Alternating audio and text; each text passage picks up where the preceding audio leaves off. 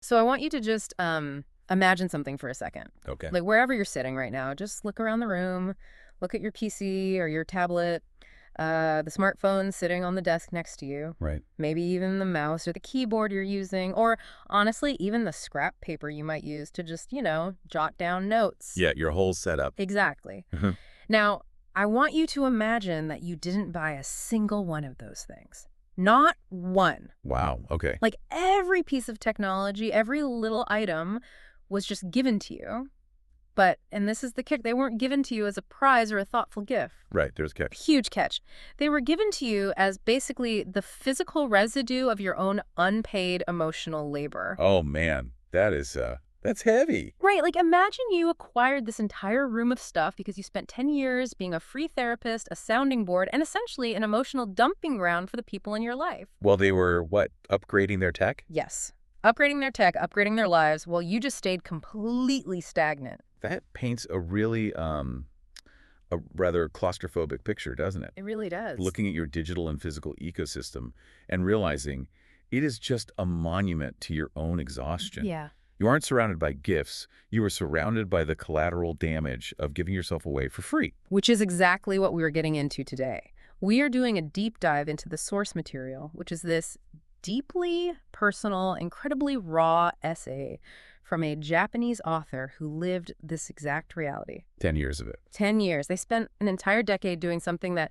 most of us would find completely unsustainable, providing free counseling, life advice, deep emotional support to friends and acquaintances. And with zero financial compensation. Nothing. Yeah. And alongside this personal essay, our source material also brings in some really serious psychological and socioeconomic data about what it actually means to give your time away. So our mission for this deep dive into the source material is to basically strip away the romanticism that surrounds altruism. Right, because we always hear how great it is. Exactly. Hmm. We are going to examine unpaid good deeds, not as some, idealized behavior, but as a highly complex psychological and economic phenomenon. Yeah. The goal is to understand the staggering societal value of volunteering while simultaneously dissecting the dark, frustrating, and honestly deeply resentful psychological toll it takes on the individual doing the giving. Let's get right into that toll, actually, because we really need to move past that tired cliche that giving feels good. Oh, definitely. We've all been fed this narrative, You help an old lady across the street, you get a warm, fuzzy feeling, and everyone goes home happy. A standard fairy tale. Right. But what happens when you give your time, your emotional energy, and your mental bandwidth away constantly, especially in a hyper-capitalist world where time is quite literally the currency of survival? Well, the source material dives straight into the contradictions of that reality. It really presents a very unvarnished look at the ugly side of being the person everyone relies on. Yeah, let's start with what the author calls the scrap collector dilemma. Yes. Because for a decade, this person's primary activity was just listening, just sitting with people. Which is exhausting in itself. So exhausting. Affirming them when they felt worthless, sometimes designing highly specific, concrete proposals to try and fix their lives, and doing it all for free. And there's this one specific detail in the text that really highlights the absurdity of this. The author describes spending months, like plural, months accompanying someone through a severe life crisis. Walking them through absolute darkness. Yes. And at the end of that months-long journey, the quote-unquote reward they received was a single can of coffee. A single can of coffee. Yeah. Which, just for context, costs roughly 130 yen. It's unbelievable. Consider the sheer disparity between the investment and the return there. The author is investing hundreds of hours of intense emotional labor. Yeah. And we often discount emotional labor because we can't see it, right? But it requires immense focus, active empathy, and, cognitive regulation. You have to suppress your own stuff. Exactly. You have to suppress your own needs to entirely center the other person's crisis. And the physical manifestation of gratitude for all that profound depletion was a mass-produced beverage. I find myself getting genuinely angry just reading that part of the source. It's infuriating. And the aftermath makes it even worse, because the author describes watching the people they helped take that free advice, use that emotional stabilization, and then just go out and crush it. Right, they launch. Yeah, those people began to thrive in their careers. Their romantic lives took off. They moved forward. Well, the author was left behind. Literally stuck in their room. They write about agonizing over the universe and their own total lack of progress. It establishes this really profound psychological conflict. The author is acting as the launch pad, basically. Oh, that's a good way to put it. They absorb all the heat and the burn marks so others can shoot into the stratosphere while they remain completely anchored to the ground. Yeah, and the author is incredibly vulnerable in the text about the resentment this breeds. They really don't hold back. No, they don't. They confess to feeling what they call a dirty, greedy heart. They experienced deep depression and started questioning why they felt so empty when there was no tangible return on their investment of time. Which is such a raw admission. But, I actually want to push back on the author's own self-assessment here. Oh, how so? Well, they write about questioning their character, saying things like, "What a dirty heart I have. Ultimately, if there's no reward, I get depressed. How can I maintain a steadfast, selfless mind?" Right, the guilt. Yeah, the guilt. But does feeling resentful actually mean you have a dirty heart? Doesn't this entire idea of selfless giving just break down the moment you look closely at it? That's a really interesting point. Because, if we secretly expect a return, even just wanting the universe to sort of balance the scales, are we ever truly acting without the desire for reward? You are hitting on the absolute core tension of the text right there. Right. Yeah. The author is caught in this brutal tug of war between two opposing frameworks of reality. On one side, you have the reality of living in a capitalist society. Where time is money. Exactly. We are conditioned from birth to understand that time is currency, and energy expended should result in capital acquired for our own survival. Right. But on the other side, there is this deeply human, almost spiritual desire to possess a pure, peaceful soul that just gives without condition. And you can't really do both. Right. When those two worldviews collide in the isolation of a single bedroom, the friction produces immense suffering. Yeah, that friction. The feelings the author labels as dirty aren't actually indicative of a moral failing at all. They are just the friction of a capitalist survival instinct rubbing up against a highly empathetic nature. The friction of a survival instinct rubbing against empathy? Wow, that makes total sense. It's a structural problem, not a personal one. And this friction, it actually manifested physically in the things the author was given, going back to that image of the room full of stuff at the start. The hand-me-downs. Yeah. The friends who were succeeding, who were out there upgrading their lives, they would give the author their old unwanted items like hand-me-down tech, clothes, old smartphones. And rather than feeling pure gratitude for these items, the author admits to feeling deeply unsatisfied. I would too. They specifically use the term scrap collector. They felt like a human dumping ground for unwanted junk. A human dumping ground for old tech and heavy emotions. It's like, hey, you bought the new flagship phone. Great. Hand over your 3-year-old model with the degraded battery. Oh, and while you're here, I'm having an existential crisis. Can I cry on your floor for 3 hours? It sounds incredibly demeaning when you frame it like that. It just reads that way to me. But, feeling like a human dumping ground is precisely the catalyst that triggered a massive, unexpected shift in the author's trajectory. Yes, because at the end of the day, you cannot pay rent with an old smartphone. Exactly.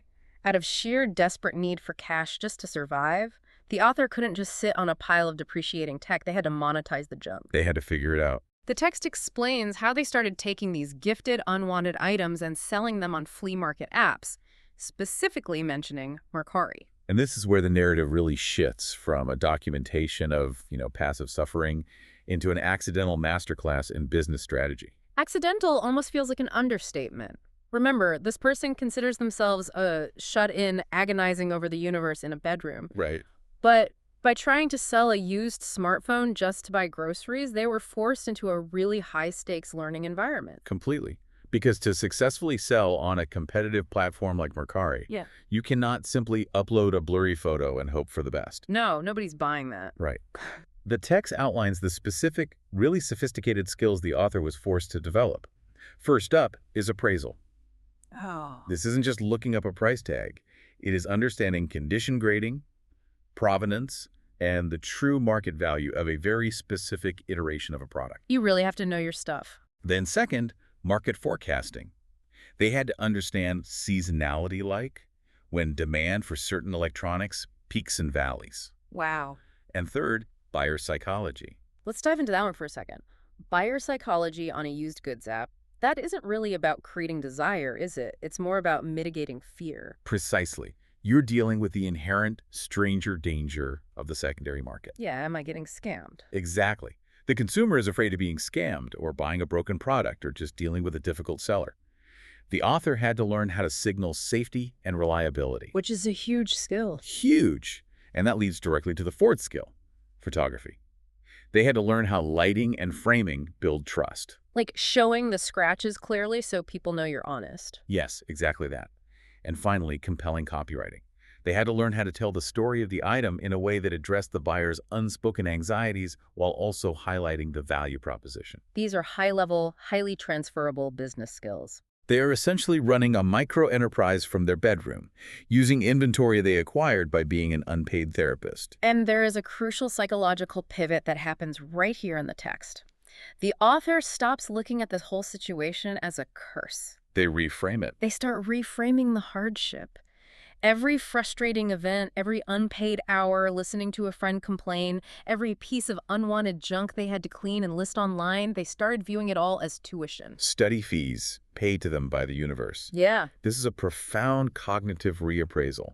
Instead of viewing themselves as a victim of exploitation, they adopted the identity of a student of human nature and commerce. Which changes everything. It really does. The unwanted items transformed from insulting hand-me-downs into the raw materials necessary to practice their marketing skills. They were essentially being paid to learn. Albeit in a very unconventional, illiquid currency that they then had to, manually convert to cash. Right, the cash conversion was the hard part. But even with that brilliant reframe, the internal struggle didn't magically vanish. The text notes that the desire to be validated, the recurring thought of like, I have worked so hard, I should be happier than anyone, it still haunted them. Until the breakthrough moment. Yes, the breakthrough. After 10 years of taking on emotional burdens for free, a friend looks at the author and says, your deep wisdom is worth paying for. Your deep wisdom is worth paying for. You can feel the relief in the text when the author recounts that specific sentence. It is palpable. Because for a decade, the implicit message from society was that their time was worth, a can of coffee and a used phone. A very low market value. Exactly. That single sentence validated 10 years of overthinking, of struggling, of wrestling with those dirty feelings. It proved the investment wasn't a total waste. It also introduces a major macro-level theme in the source text, which is society's deep-seated prejudice against intangible assets. The source refers to this as muke-zaisan. Let's explore this bias against intangible assets, because it's fascinating. Think about the difference between buying a luxury watch versus paying for therapy. Okay, great comparison. People will eagerly hand over $10,000 for a heavy, shiny object that goes on their wrist. Without a second thought. Right. And they do it because they can touch it. It has physical weight. It reflects light. It serves as tangible proof of their purchasing power. Right. It's a status symbol. But paying for an hour of someone's time just to be listened to, just to have an expert help you untangle the mess in your head, it feels wasteful to a significant portion of the population. Why pay for talking? Exactly. Yeah. Because when the hour is up, your hands are empty. There is no physical weight to carry away. That analogy perfectly captures our inherent cognitive bias toward the tangible. Cars, watches, real estate, smartphones. We intuitively understand how to value these tangible assets. We have a price tag for them in our heads. But the author's service was entirely intangible. Listening, empathizing, guiding someone toward a healthier psychological state. What the friend's comment validated is that providing an intangible service eventually yields intangible returns. You build wisdom. You build insight. You learn how people tick. Exactly. You build deep, unshakable trust and the ability to read the underlying motivations of human behavior. These returns are vastly undervalued by a society obsessed with the tangible, but they are incredibly potent forms of capital. You give the intangible and you get the intangible back. That line from the text pretty much summarizes the entire decade for them. It is the core philosophy they extracted from the whole experience. And what is truly fascinating is that this intensely personal realization, this single person's journey from feeling exploited to understanding the value of invisible labor, it perfectly mirrors what sociologists and economists discover when they study altruism on a massive societal scale. Which moves us beautifully from one person's diary to the actual science and data provided in our source material. Right, let's look at the numbers. We really need to look at the psychology of altruism itself. So let's ensure we are operating from the same definition based on the text.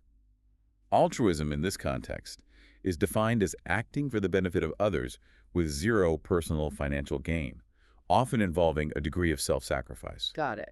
It is an action where the primary beneficiary is someone else, and the cost is borne entirely by the actor. So the psychological research cited in our source brings up a concept called the warm glow effect, The warm glow, yes. which honestly sounds like a marketing term for a space heater, but it's actually the scientific term for the heartwarming satisfaction a donor feels when they help someone.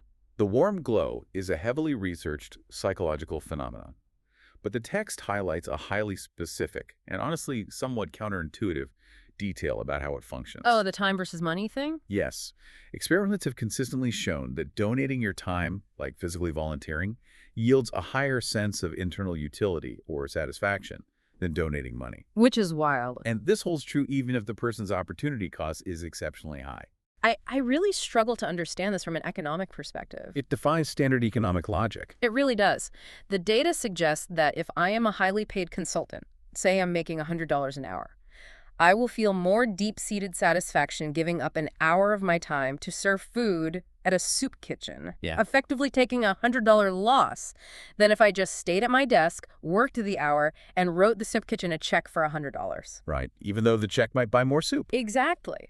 Why is our brain wired to value time spent over money given when money is so crucial to our survival and can arguably buy more food for the kitchen than my 1 hour of scooping mashed potatoes? To understand that, you really have to look at the evolutionary biology of the warm glow. Okay, break that down for me. Well, money is a massive abstraction. It is a very, very recent invention in the grand sweep of human history.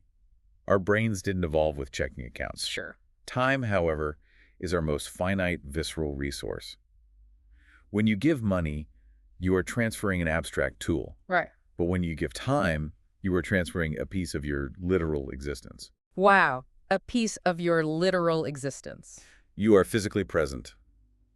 The warm glow is essentially an evolutionary reward mechanism designed to encourage pro-social behavior that requires physical presence and community building. Ah, so it's about the tribe. Exactly. In early human tribes, survival depended on cohesion. You cannot write a check to fend off a predator or to help build a shelter. Right, you have to be there holding the spear. You have to physically show up for the group. Right. So the brain rewards the physical act of showing up with a dopamine and oxytocin release that a wire transfer simply cannot trigger. Transferring a piece of your literal existence, that frames it completely differently. That physical presence triggers a biological survival mechanism tied to community. It's hardwired into us. But the text also slaps a massive warning label on this biological reward system, doesn't it? It does. The dark side of the warm glow is something called compassion fatigue. Because if you keep giving pieces of your existence away, eventually there's just nothing left. The tank goes empty. The text warns that if you empathize too deeply with the suffering of others, the warm glow vanishes entirely. It is replaced by chronic stress, feelings of total helplessness, and severe lethargy. Compassion fatigue is a really well-documented occupational hazard for people like therapists, nurses, social workers. First responders, yeah. But, as the text argues, it applies to anyone engaged in sustained altruistic work. It occurs when your empathetic boundaries dissolve. What does that mean exactly, the boundaries dissolving? It means you are no longer just observing the other person's pain and offering assistance. You are internalizing their pain as your own. Oh, man. Your nervous system, specifically the amygdala, begins to fail at distinguishing between their crisis and a direct threat to your own survival. So your body thinks you are under attack. Precisely. You enter a state of constant sympathetic nervous system arousal, fight or flight, but on behalf of someone else. This connects perfectly back to the author's story. It's the exact same mechanism. The author wasn't just being selfish when they felt depressed, stuck, and filled with dirty thoughts about wanting a reward. They were experiencing textbook compassion fatigue. Yes. They had spent months absorbing someone else's life crisis. Their nervous system was completely fried. It wasn't a moral failing. It was literally a physiological injury. Yeah. This is why the source text is adamant about the necessity of boundaries. You have to protect yourself. To survive giving, you cannot operate as an endless, open spigot. You must practice aggressive self-care. Right. You have to set rigid limits on your time and your availability. And critically, you have to be willing to seek out professionals or lean on your own support network rather than crushing your own psychological infrastructure trying to be a savior. Altruism without boundaries is just self-destruction. That's exactly what it is. Think about that if you are the person in your friend group who is always on call for everyone else's crises. Altruism without boundaries is self-destruction. A vital takeaway. But, this raises a massive contradiction for me. Okay, what's that? If volunteering and altruism are this psychologically dangerous, this physically exhausting, and carry such a high risk of nervous system breakdown, why is the macroeconomy so dependent on it? Ah. What happens when millions of people engage in this behavior simultaneously? Well, this is where the source material shifts the lens from individual psychology to macroeconomics. Mm-hmm. And the numbers here are staggering. Okay, lay it on me. Because we usually think of the gross domestic product, the GDP, as the ultimate scorecard for a country's economic health, right? Right. But volunteering, by definition, lacks tangible financial compensation. Because no money changes hands, it is completely ignored by the GDP. It is an entirely invisible sector of the economy. It is invisible on the official ledgers. Okay. But the text provides data from Ministry of Internal Affairs and Communication surveys in Japan to finally bring it into the light. Okay. In Japan alone, roughly 30 million people participate in volunteer activities annually. 30 million people. That's roughly a quarter of the entire population engaging in uncompensated labor. It's a massive workforce. And the Research Institute of Economy, Trade, and Industry conducted a really detailed analysis to quantify this. How do you even put a number on that? They utilized a methodology called the replacement cost method. Okay, what does that mean? This involves calculating what it would cost if the market had to actually absorb this labor. If we had to pay standard market wages to hire professionals to execute all the tasks these volunteers are currently performing for free, what is the shadow price of that labor? So if the local municipality had to pay standard hourly rates, plus benefits and administrative overhead, for every single person picking up trash, organizing the local festival, running the youth sports leagues, conducting wellness checks on the elderly. All of it. All of it. If they had to cut a check for all of that. Using that replacement cost method, the Institute estimates the value of this unpaid labor is 7.2 trillion yen annually. 7.2 trillion yen. Furthermore, about 5.3 trillion of that is concentrated specifically in the nonprofit sector. Let's try to make that 7.2 trillion yen number visceral for you. That is over 1% of Japan's entire gross domestic product. It's massive. It is the size of foundational industries. If you magically pulled that unpaid labor out of the system tomorrow, the society would face a 7.2 trillion yen crater. Things would just stop working. You would have millions of full-time equivalents suddenly missing from the invisible infrastructure that keeps society functioning, from disaster relief logistics to basic welfare support. It is a massive economic engine running entirely on the warm glow. And the economic impact extends far beyond just the sheer number of hours worked, too. The text delves into the hidden, intangible return on investment, the ROI, of this 7.2 trillion yen economy. The intangible ROI. Yes, when 30 million people volunteer, they're not merely performing a rote task. They are actively expanding their human networks across socioeconomic lines. Meeting people they'd never normally meet. Exactly. They're acquiring leadership and event planning skills. They are drastically improving their cross-cultural and cross-generational communication abilities. Which is exactly the macro version of what happened to our author. Yes. Perfect connection. The author learning high-level business skills like market forecasting and buyer psychology via Mercari just to deal with the physical junk they accumulated from volunteering. That is a microscopic example of this massive national trend. The author generated an invisible ROI for themselves. Precisely. The author is a perfect fractal of the larger society here. What we are really discussing is the generation of human capital. Human capital. When diverse groups of people step outside their normal corporate hierarchies or their familial bubbles and work together for free on a shared goal, they raise the overall human capital of a community. By sharing what they know. Right. They share intangible knowledge. An accountant volunteering at a community center teaches spreadsheet management to a retired teacher, who in turn teaches the accountant how to effectively de-escalate a conflict with an agitated person. Everyone levels up. This invisible cross-pollination of skills elevates the entire workforce.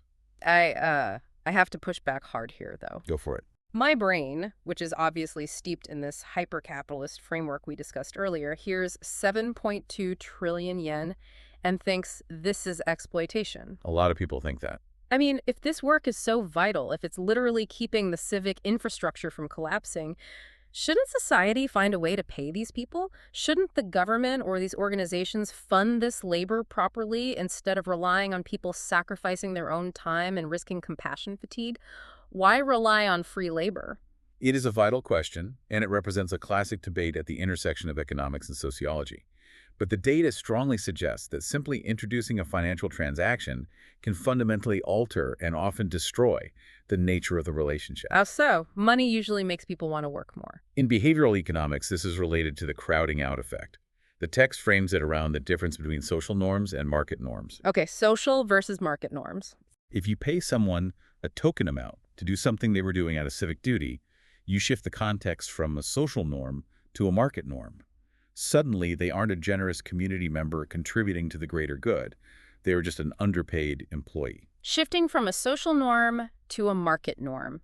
Okay, think about the last time you helped a friend move a couch. Oh, the moving analogy. Always a good one. If you help them move, you are a good friend operating under a social norm. You do it because you care. But if your friend offers to pay you, say, $3 for an hour of heavy lifting, you are insulted. Deeply insulted. The introduction of the market norm ruins the social contract. Exactly.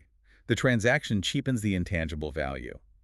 The text implies that the immense power of this 7.2 trillion yen economy relies heavily on those intangible returns, the trust, the network, the shared humanity. You can't buy that. No, these are assets that cannot be bought with a municipal budget. They can only be built through shared, unpaid effort.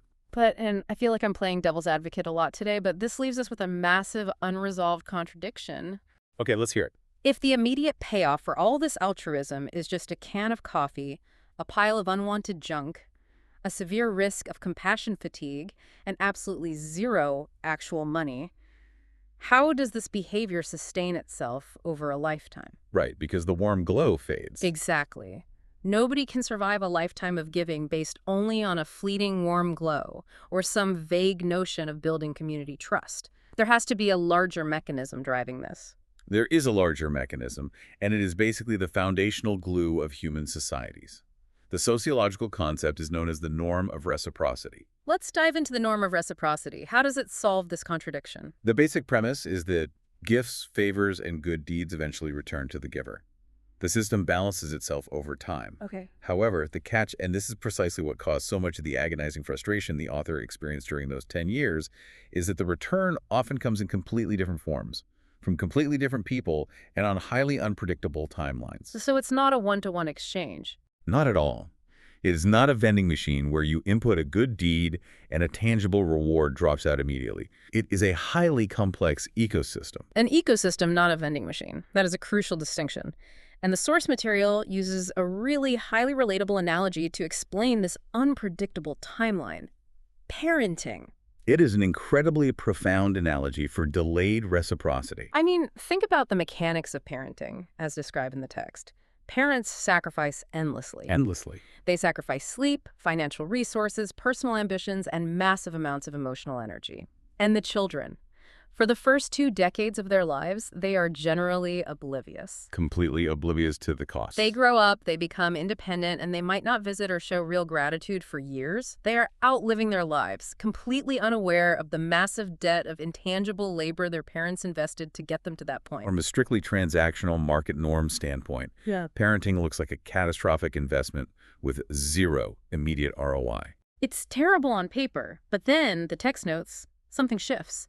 The timeline of reciprocity finally activates. It just takes a while. Right. Eventually, at a major life milestone, perhaps it's their own wedding or holding their own first child in the hospital, the kid suddenly comprehends it. The abstraction becomes reality. The weight of it hits them. They are hit with the overwhelming weight of what it actually takes to keep a human being alive and thriving. They suddenly understand the invisible sacrifice, and they weep with gratitude. They finally look back across the decades and say, thank you. And the extra analysis here is that altruism, on a broader societal scale, operates on this exact same delayed payment schedule. It's all delayed. Sometimes the reciprocity is delayed by months, but often it is delayed by decades. The author, providing free advice and absorbing emotional trauma for 10 years, was operating on a deeply delayed payment schedule, without realizing the system was working exactly as intended. And the ultimate payoff for the author wasn't just a late thank you from a friend who finally realized how much they helped. It was something much more powerful and, honestly, permanent. It was the ultimate unfair advantage. Right. How does the text define that advantage? Well, the text highlights the author's final realization. Because the author spent years agonizing over other people's seemingly unsolvable problems, sitting in the fog of their own resentment, working through those dirty And feelings. observing human nature at its absolute most vulnerable. Yes. Because of all that, they built a completely irreplaceable, uncopyable skill set. You cannot take a 6-week online masterclass to learn how to deeply understand human pain. No, you definitely cannot. You cannot buy a certificate in extreme empathy. You have to put in the grueling unpaid reps. The intangible asset basically compounded in the background over time. The specific detail the author shares at the end of the essay is so striking to me. They note that eventually people start looking at you differently. They look at you, they sense the depth of your experience, and they ask, how do you know so much? How do you understand people so well? What is truly fascinating here is the concept of the fog finally clearing. The fog clearing, yeah. The author spent 10 years lost in the fog of unpaid labor, feeling like a scrap collector gathering junk. But the ultimate reward for enduring that fog and refusing to succumb entirely to compassion fatigue is that when it lifts, you possess a level of insight that gives you a profound edge in every aspect of life. You just see things others don't. You see the world brighter, clearer, and with vastly more depth than those who only ever engaged in transactional, tangible exchanges. You have acquired an immense, invisible wealth. It's as if you've been walking around with 100 pounds of invisible weight strapped to you for 10 years, feeling sluggish and resentful, and then suddenly the weights come off, and you realize you are the strongest person in the room. That is the ultimate return on investment for intangible labor. We have covered a massive amount of ground today. We really have. We started in a single, cluttered bedroom, examining the messy, sometimes deeply resentful reality of giving your time for free.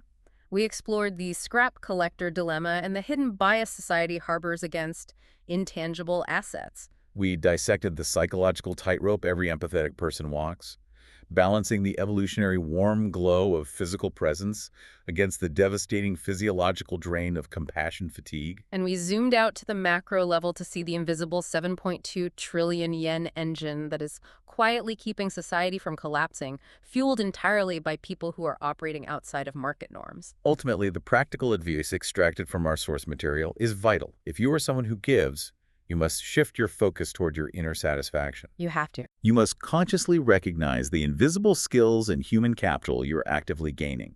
You absolutely must set rigid boundaries to protect your nervous system from compassion fatigue. And above all, you have to play the long game. You have to trust the complex ecosystem of reciprocity. Play the long game. Because the return on investment for deep empathy might take decades to mature. So to wrap up this deep dive into the source material, I want to leave you, the listener, with a final thought to ponder. Something to take with them. Right. We spend so much of our lives meticulously obsessing over the tangible. We check our bank accounts daily, we track our investment portfolios, we appraise the value of our cars and our homes. We are experts at tracking our visible assets. It's what we're taught to do. But based on what we've learned today from this author's grueling 10-year journey, what if you audited your intangible balance sheet? Oh, I like that. Think about all the times you've stayed up late listening to a friend vent when you had to work early the next day.